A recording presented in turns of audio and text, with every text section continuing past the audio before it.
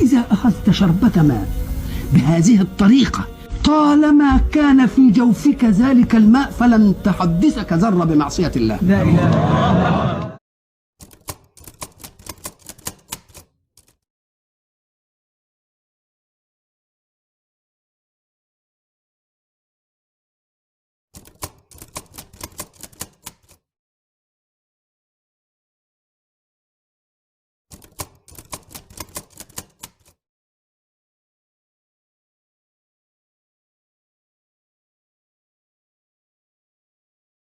سمي كده بسم الله وبعدين قول الحمد لله، وسمي بسم الله وقول الحمد لله، وسمي بسم الله والحمد لله. طالما وجد ذلك الماء في جسمك ما في ذرة تحدثك بأنك أنت تعصي ربنا فيه.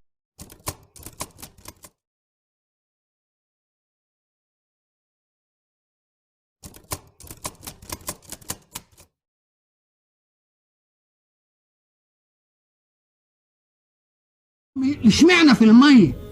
لأن الماء في الجوف أشيع.